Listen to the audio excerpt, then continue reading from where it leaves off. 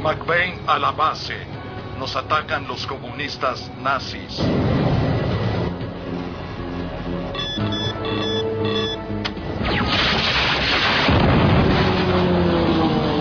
En los últimos años, en las redes sociales, se ha puesto de moda una tendencia bastante curiosa.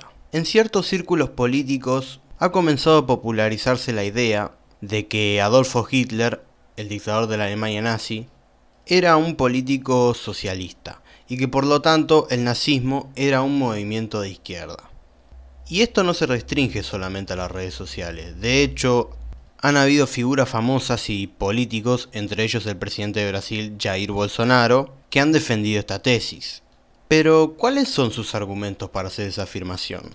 Bueno, la primera supuesta evidencia de que el nazismo era un movimiento de izquierda la encuentra en el nombre. El nombre original del partido nazi era el Partido Socialista Obrero de Alemania. Sin embargo, como explica el historiador Anthony Moses, el término socialista para definir al partido fue en realidad elegido de forma estratégica para confundir a los votantes y de esa manera atraer a las bases del Partido Socialdemócrata y del Partido Comunista, que, cabe aclarar, en ese momento eran muy populares, y no es difícil entender el porqué.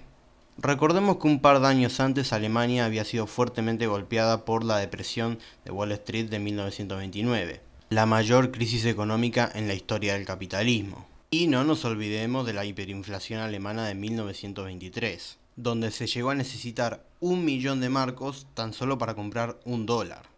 Durante algún tiempo el valor del marco había descendido y a medida que el valor del papel moneda descendía, mayor cantidad se necesitaba para comprar cualquier cosa. Los bancos recibieron cada vez más presiones para que hicieran frente a la creciente demanda de papel moneda. Sus clientes sustituyeron los billeteros por maletines. Y cuanto más valor perdía este, más costaba pagar los salarios, comprar comida. Centenares de miles, millones. El valor impreso en los billetes en realidad no significaba nada. El marco alemán no tenía valor alguno. Como en una pesadilla, los ahorros de toda una vida volaban como barridos por el viento. En este sentido, el hecho de que los votantes alemanes se sintieran atraídos por las ideas socialistas era algo comprensible, y tanto Hitler como los nazis supieron sacar provecho de esto. De hecho, el mismísimo Hitler, en su libro Mein Kampf, nos describe cómo el color rojo de la bandera nazi fue elegido precisamente para atraer a los votantes de los partidos socialistas tradicionales, que, como ya sabrán, se identificaban con ese color. Dice Hitler en Mein Kampf: nosotros elegimos cuidadosamente el color rojo de nuestros pósters con el fin de provocar a la izquierda, para atraer a sus miembros hacia nuestros mitines y reuniones. De esa manera tendríamos oportunidad de persuadirlos y hablar con ellos. Además, recordemos que gran parte de la economía alemana permaneció en manos privadas. En ningún momento se produjo una socialización o colectivización masiva de los medios de producción, como sí ocurrió en su momento en la Unión Soviética. Los dueños de los medios de producción tenían derecho a tomar sus propias decisiones. A ver, es cierto que en el contexto de la crisis económica de los 30, el gobierno alemán terminó expropiando e interviniendo varias empresas privadas, incluyendo el Deutsche Bank. Sin embargo, estas nacionalizaciones fueron temporales. A principios de la década de los 40, todas estas empresas habían vuelto a manos de sus dueños, totalmente reprivatizadas. Es más, la Alemania nazi fue uno de los países que más privatizó empresas de la década de los 30 y la de los 40, incluyendo mineras, navieras y bancos.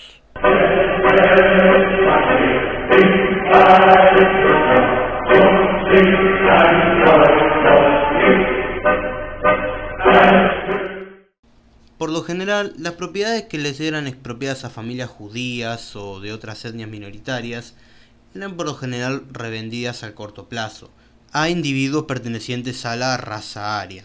No se las quedaba el Estado alemán.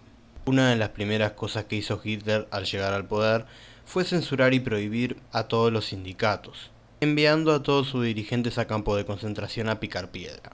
En su lugar, el gobierno nazi estableció el Frente Alemán del Trabajo, una organización que se proponía, según sus propias palabras, representar tanto a los trabajadores como a los empleadores de una misma fábrica, por igual. Seguro que eso no va a traer ningún conflicto, no, seguro que no. Acción que tuvo un gran apoyo por parte del empresariado alemán. Cabe destacar que desde el primer momento el régimen nazi tuvo el apoyo del gran empresariado alemán, incluyendo a grandes marcas muy conocidas hoy en día, como por ejemplo Mercedes-Benz, Volkswagen, Hugo Boss y a un reconocidísimo empresario estadounidense, que sentía un gusto afín por las ideas antisemitas. Sin ir más lejos, la empresa Hugo Boss, por ejemplo, fue la responsable de diseñar los uniformes militares de los oficiales y soldados del ejército nazi. Muchos de los vehículos militares utilizados por el ejército alemán en las invasiones de Francia, Yugoslavia o el norte de África fueron diseñados por reconocidos gigantes de la industria automovilística, como por ejemplo Volkswagen, que ya mencionamos en este video. Diseñaron y produjeron en masa los vehículos de guerra que se utilizaron en las campañas militares de Francia, el norte de África e inclusive en la Unión Soviética. Además, muchas de estas compañías se beneficiaron del uso de trabajo esclavo en los campos de concentración. A medida que la guerra avanzaba, cada vez más hombres eran enviados a luchar al campo de batalla. Ante esto, muchas compañías comenzaron a utilizar a prisioneros de guerra o a los llamados ciudadanos indeseables, ya saben, judíos, gitanos, gays, etc., para llenar los puestos vacantes en las fábricas. 1, 2, 3, así hasta más de 20 millones. Es la cifra para algunos bastante conservadora de los europeos deportados y esclavizados por la Alemania nazi entre 1933 y 1945. Grandes firmas como Mercedes-Benz, BMW o Siemens se beneficiaron de esta mano de obra esclava, pero también pequeñas empresas y fábricas y explotaciones agrícolas. Algunos incluso sirvieron como criados del mismo ejército alemán o ayudaron en la creación y reparación de carreteras. Un dato curioso. Según el historiador Max Wallace, la empresa estadounidense Ford colaboró en el diseño de los motores de los misiles V-2 utilizados por el ejército alemán durante la Segunda Guerra Mundial, contra las fuerzas aliadas en Francia y en Bélgica. Otra supuesta evidencia, entre comillas, de que Hitler era un político socialista es esta frase de acá, que ya lleva unos cuantos años circulando por el internet.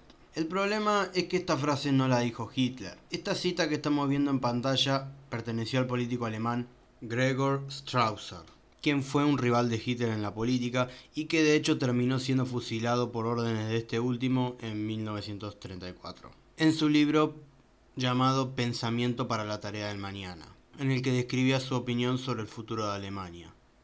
Otro argumento bastante bananero que a veces me encuentro en las redes sociales es que los nazis eran socialistas o izquierdistas porque en Alemania en ese momento había un sistema de salud gratuito. Bueno, ergo, si reclamas un sistema de salud universal para tu país, estás haciendo algo que hicieron los nazis, ¿no? Entonces son nazis. Bueno, el problema con este argumento falopa, vamos a decirlo, es que el sistema de salud gratuito de Alemania, el primer sistema de salud gratuito de Alemania, lo implementó Otto von Bismarck, quien fue emperador del Imperio Alemán en 1883. Además, la asistencia médica universal puede tranquilamente convivir con el sistema capitalista, como lo demuestran numerosos casos históricos y actuales. Y bueno, a todo esto deberíamos sumarle el hecho de que la gran mayoría de políticos socialistas y comunistas en la Alemania nazi fueron ejecutados o enviados a campos de concentración. Además, recordemos que el principal objetivo de los nazis era salvar a Alemania y al resto de Europa de la amenaza bolchevique, de la amenaza marxista. Venía desde la Unión Soviética. Y para eso terminaron aliándose con varios partidos conservadores y de la derecha tradicional de Alemania.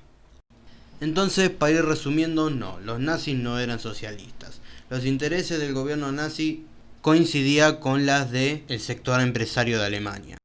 Además, muchos de ellos se beneficiaron abiertamente de las políticas del gobierno nazi. El objetivo de llamar a Hitler socialista o de izquierda es simplemente un arma propagandística para forzar comparaciones absurdas entre políticos de izquierda y Adolf Hitler, como ocurrió con Bernie Sanders en Estados Unidos. Esto por lo general se le conoce como falacia ad Hitlerum o reducto ad Hitlerum, que consiste básicamente, como lo indica su nombre, en invalidar la posición de una persona, estableciendo algún tipo de paralelismo entre esta con las ideas de Hitler o de la Alemania nazi en general.